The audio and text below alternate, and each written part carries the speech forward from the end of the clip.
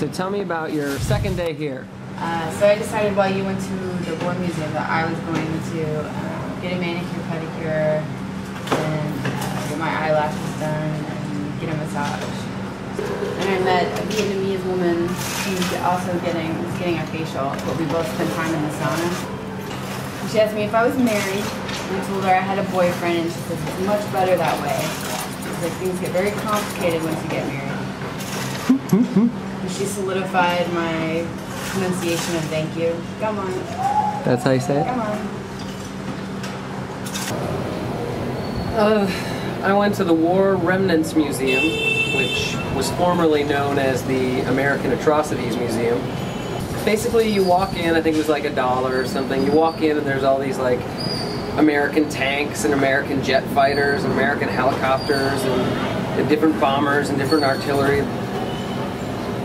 And then you go inside and there are just like picture after picture and then like a little description of what the thing is in Vietnamese and in English.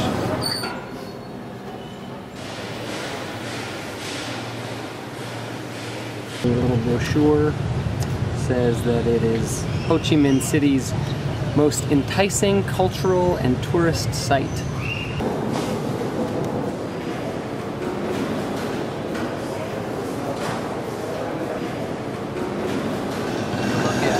Really like turn your stomach.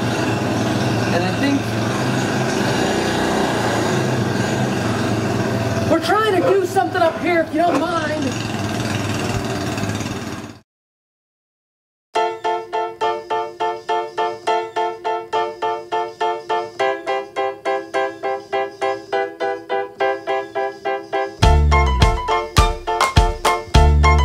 Yeah, Vietnam has a huge population. They're like the third most populated country in Asia. It's like, I don't know, almost 100 million people that they've got in a country smaller than California. You see tons of people out at night, but they're basically just going home. It's not really a nightlife place. In spite of that, we did manage to find one night spot that some expats actually knew about. You had a friend in New York. Yeah, Amber set us up with this lovely couple, Kate and Colin, who just moved there. And they took us to a venue. A place called The Cage. The Cage.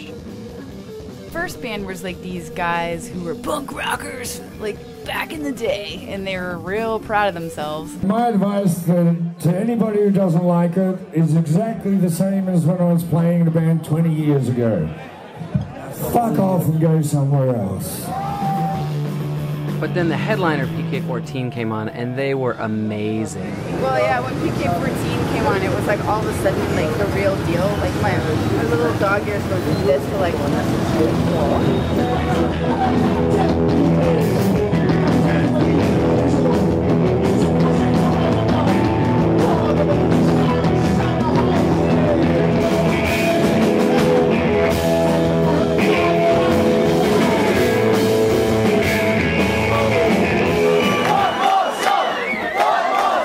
really I don't even like punk rock, and I thought they were really awesome.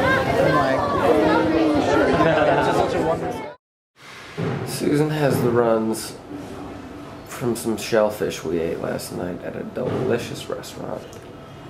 We're watching New Moon on our third morning here. When will it stop? When will it stop?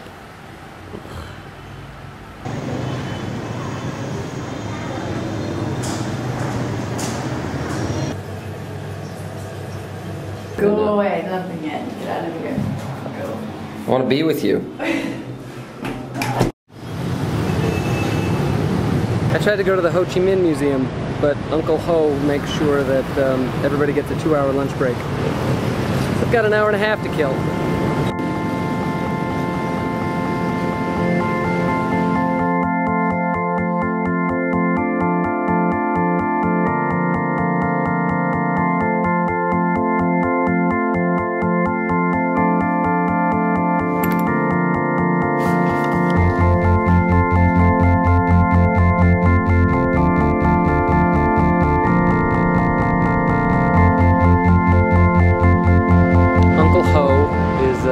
Is up there, and I'm about to go inside and see what's in there. Inside there's some sculptures, and mostly it's photographs of Ho Chi Minh's life. And then they also have a children's wall with all kinds of children's art celebrating Ho Chi Minh, which is basically Uncle Ho with a bunch of little kids surrounding him. But then the real kicker is somebody took like a greatest hits of the photos of Ho Chi Minh's life and then redid them in beads and buttons. Right, but they're so well done. They're really well done, and that just makes it weirder. That one with their little button teeth, oh man.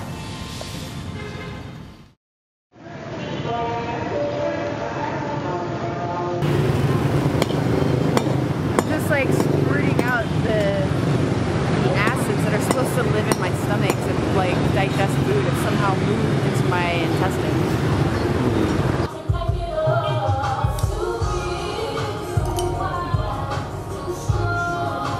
Well, This is a disaster right here. But their toilet is also very tricky. the tricky toilet is the problem. Then there's this little on vacation. If the worst thing you have to worry about, Susan, is your backdoor typhoon, maybe that's not so bad.